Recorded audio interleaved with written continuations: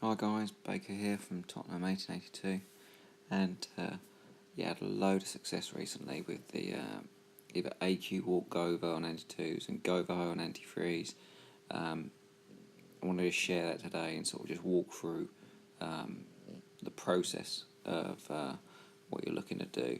And actually at the end, my mini is in another clan, THFC Yids 2014, and one of the guys there, FP, has had some great success with lower heroes with a straight Gova. So we'll start with me. Why not? Show me off. And this is the ever popular ring base. And I looked at the same thing every time. AQ walk comes down at 12, goes all the way down to 9 o'clock. If you can, if there's any places for minions, because it takes time. All the time you're thinking is, how do I do this quickly? Drop a few minions to just, make your funnel a bit quicker. But the aim is AQ walk 12 to 9. Golems are going to take care of 9 to 6. And then you're looking to launch in the Valks and your King from 9 into the core. And if you can time it with the healers will switch off of the Queen and they'll go to the King or go to the Valks, and actually it can be really, really powerful. Seeing more and more witches in clan castles. If you don't know, you really could do with a scout on a lot of these, just to make sure you don't want your AQ walk being ruined by witches piling into her. But look, you can see, get your jump down, Valks are going in. Had to use jump here because I knew I needed poison for the witches. Otherwise, maybe you're quaking, it's a bit more forgiving. They just plough through. Rage it up. You don't even need a freeze. Multis are much more dangerous than singles, but they get through it so quickly that it's really your choice whether we freeze or not. I only tend to take a freeze if I know it's going to take maybe the AQ out as well, and maybe at least one expo. Sometimes you can get 2 expos and a Inferno, then it's worth it. If it's just for an Inferno, I don't think it's worth it in my opinion. I mean, look at this, it's easy. We're 2-minute raids, full heroes on 10 or 10s. I mean, 3 stars with full heroes in it, 10 or 10s, that's absolutely game changers. So there's one. I think this is going to be a similar one. Yeah, similar base, slightly different design. You might have actually seen this in one of the other videos. Yeah, with witches, I think I'll make a bit of a mess actually here with the witches. I don't quite get them. And it's really important that they weren't involved with the AQ walk. They would have just slowed it down. So I had to take my time here and just get rid of them. But I completely missed that poison. So now I'm going to have to use some wizards. And I only took 6 in the first place. So I haven't got a lot for my golems here. But really it doesn't matter. All you're looking for is the golems cut that corner off for you. If they can carry on and go around, great. But if they can't, it's not the end of the world. So, clan castle down, carry on with the show. AQ. You're always looking to drop the healers away from that air defence, and if you can, I always drop a wizard just to take that camp out so it doesn't start bashing, especially that hut there. In there, there's often 2 buildings in there, so you really want your AQ away from that corner as much as possible, and your healers away from the AD. You can see golems going down. They're making their way through. You can wall break as soon as you want through there, as long as what you're looking at is that the wall break, your golem goes in at the top of that bit and not the bottom, so it has to go up and down back to the wizard tower, back to the point defence. In they go. This one, the heroes didn't go in, but it doesn't matter. You've got golems going down one side, heroes going down the other. In go the Valks into the centre. They're going to take that out. There's 2 jumps. Valks gone. But look at it. It's already not going to be a problem, especially with healers are still on the Queen. She's just going to work her way through everything. Drop your ability. Get that air defence down so there's no more threats left for the healers. Now they've passed on to the King, so they'll just keep him tanking. And down, the queen will just sit behind. Golem is still working away in that corner. Still got the queen ability to use.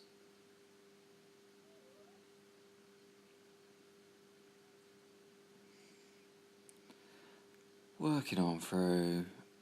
Might as well hit the queen ability just to make sure the air defence goes. Get it done quicker. Walk up for the last hut, which they somehow avoided. Easy free.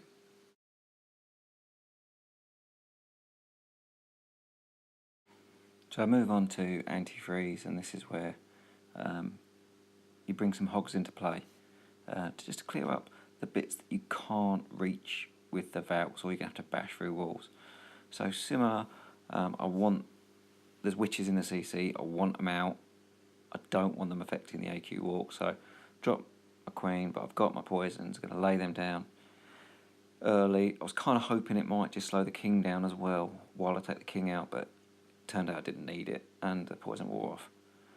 I'm cutting out using wizards. I really want to cut that out, not to change the walk of where the queen's going to go, but because the queen's never going to come back there. And when you're looking at these anti-freeze, you're thinking about not just the internal defences like you would say on a Town Hall 9, but you're looking at, because the bigger bases, how am I going to get to all the different bits of clean-up so that things aren't going back on themselves, because you just don't have time anymore. So AQ is going to make her way all the way down, probably get all the way down to those storages. Funnel's going in at the top for your Valks. Surprise Tesla up there, so I've got to deal with that as part of the clean-up. Valks are going in. Use a rage to get yourself straight at the Inferno. Keep them within that path. But look at that section at 2. The Valks are never going to go there. I want them to go Inferno, Inferno. So now I can use hogs to just pull it in. And I've chucked a couple of minions down because, again, I'm thinking about how do I clear the buildings. And watch these hogs. There's, I can't remember, 8 hogs or so. I don't think I'll lose any of them because the bases are not designed to stop hogs. There was a double bomb. King's tripped it nicely in time. And those hogs will just keep making its way through. Queen is still going. Queen's still at full health. Healers are passed on to the Valks, I think, but they're all just making their way through. The only thing I couldn't get to was that wizard tower, but the hogs, I'll go and take that out. And it's just, easily cleared.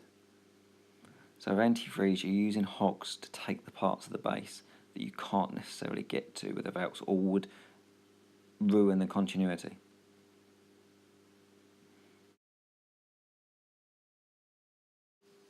Right, last one from me.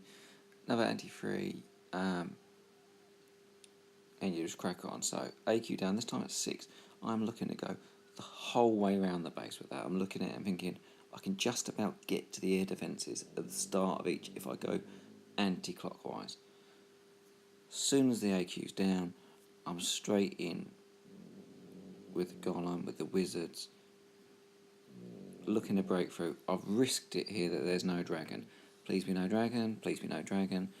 Dragons and Valks aren't great. Oh look, it's a dragon. So I know I'm going to be in a bit of trouble in the middle. But jumps down, poisons down, AQ's just going along, because I need to use the ability here. Freeze at the back end because I know I'm getting the Expo, which I won't be able to just bash into and get the jump. As I said earlier, if you can get an Expo as well as the Inferno, it's worth it. If not, hogs in from the top, thinking I'm never going to get there with the Valks. There's no jump going to get there. They're big walls. Cut that off. Take out the Tesla. Take out that top column. Valks are gone, unfortunately, because of the dragon.